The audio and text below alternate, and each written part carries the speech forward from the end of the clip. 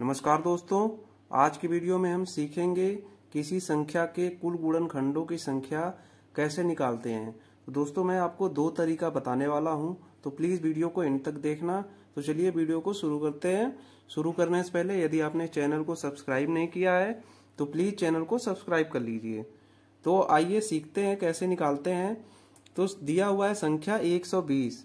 अगर हम इसके गुणनखंडों की बात करें, जैसा कि आप सभी जानते हैं, गुणनखंड वे संख्या होती हैं जो दिए हुए संख्या को काट देती हैं, ठीक है, उसे विभाजित कर देती है।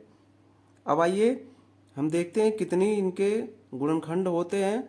तो 120 के जो गुणनखंड होते हैं, सबसे पहले तो 1 होता है, ठीक है, 1 से भी कट जाता है, फिर 2 से भी कट जाता है, ये 3 से भी कट जाता है, उसके बाद 4 से भी कटता है, ये 5 से भी कटता है, 6 से, 8 से, 10 से, 12 से, 15, 20, इसके बाद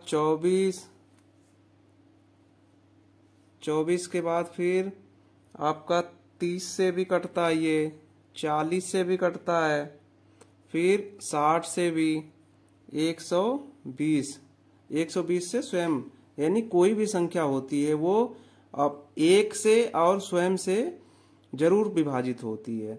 यानी कि कोई भी संख्या आप ले लेंगे उसके मिनिमम 2 गुणनखंड तो होते ही हैं, ठीक है। अब आइए इसको काउंट कर लीजिए कितने गुणनखंड हैं इसके, ठीक है। तो 1 2 3 4 5 6 7 8 9 10 11 12 13 14 15 16। तो यहाँ पे हमने देखा कि इसके टोटल 16 गुणनखंड है, ठीक है। तो आइए एक ट्रिक से निकाल के देखते हैं, ट्रिक से कैसे निकालते हैं, ठीक है। तो उससे आपको इतने संख्या, हो सकता है ज्यादा बड़ी संख्या होगी तो आप भूल जाएंगे कौन सी संख्या है, ठीक है। तो ट्रिक अगर सीख गए आप तो उससे बहुत आसान तरीके से निकाल सकते हैं। ट्रिक में क्या करना होता है कि हमें अभाज्य गुणनखंड निकालना होता है, ठीक है। तो अभाज्य गुणनखंड हम कैसे निकालते हैं, हम संख्या को लिख लेते हैं ऐसे, ठीक है। अब उसके बाद अब छोटी अभाज्य संख्या क्या होती है, 2 होती है, 2 से भाग करेंगे, ठीक है।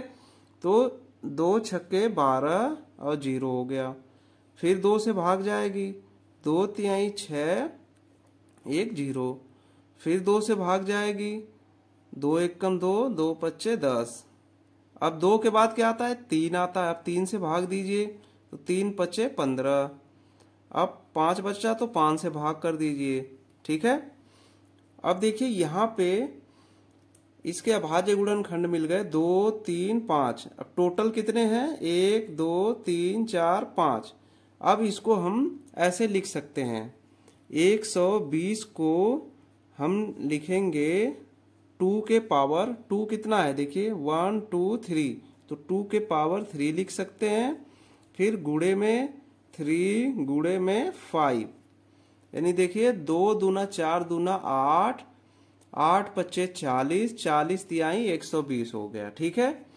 तो इस तरीके से इसे हम बोलते हैं कैनोनिकल फॉर्म, ठीक है,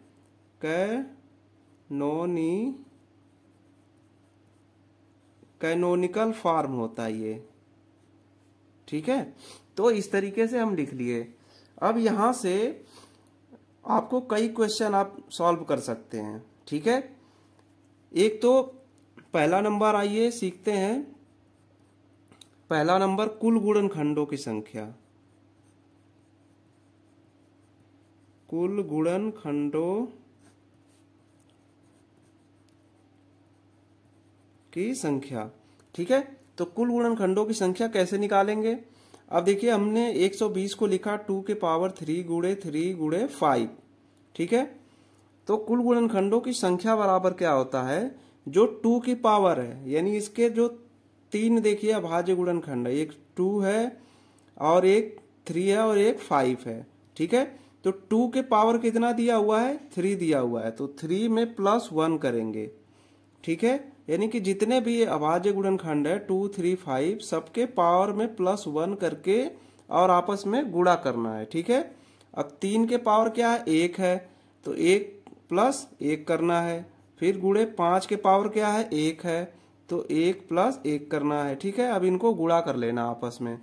देखिए 3 प्लस 1 4 हो गया, और यहाँ पे 1 प्लस 1 2 हो गया, यहाँ पे 1 प्लस 1 2 हो गया, तो 4 दूना 8 दूना 16। ठीक है, तो देखिए इस तरीके से भी हमने निकाला कि 16 आ रहा है। और यहाँ भी ऊपर जो हमने डिटेल में देखा था उससे भी 16 आ रहा है गुणनखंडों की संख्या। ठीक है, तो ये वाला जो हमने तरीका बताया अभाज्य गुणनखंड करने का, इससे आपको बहुत आसानी होती है। कोई भी संख्या दी रहेगी उसका अभाज्य गुणनखंड आप निकालेंगे। आप एलसीएम में भी सीखते हैं इस तरीके से, तो ये आपको ज्यादा आसान होता है। ठीक है, अब इसमें एक क्वेश्चन और भी बन सकता है।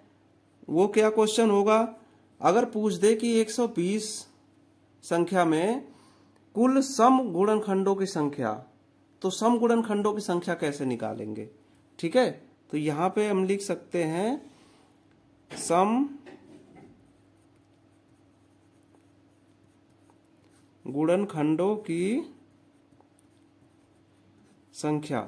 तो सम गुणनखंडों की संख्या निकालने के लिए आप यहां पे देखिए, जो ये 120 को हमने लिखा 2 के पावर 3 गुणे 3 गुणे 5, तो जो यहाँ पे देखिए 2 जो है सम संख्या है और बाकी भी सम संख्या है। तो यहाँ पे हम क्या करेंगे कि जो सम संख्या है 2, इसके पावर को वैसे ही लिख लेंगे। ठीक है, और गुणे में 1 प्लस 1 यानी 3 के पावर को प्लस 1 करना है, फिर गुणे 5 के पावर को प्लस 1 करना है। ठीक है, तो इस तरीके से हमें 3 दूना 6 दूना 12 सम गुणनखंडों की संख्या होगी। अब आइए आपको वेरीफाई भी करवा देते हैं।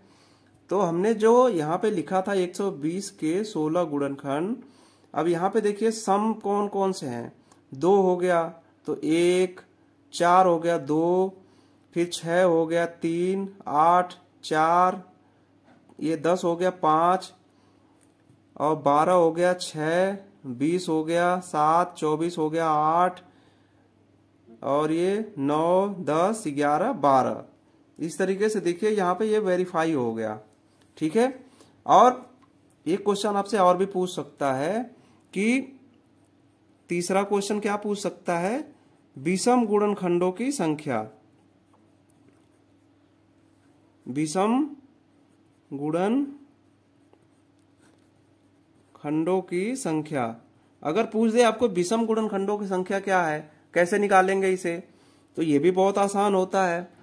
विषम गुणनखंडों की संख्या में क्या करना होता है, जो हमने 120 को कैनोनिकल फॉर्म में लिखा था 2 के पावर 3 गुणे 3 गुणे 5, तो इसमें बस हमें 2 संख्याएं लेनी है। ठीक है, 3 और 5 लेनी है।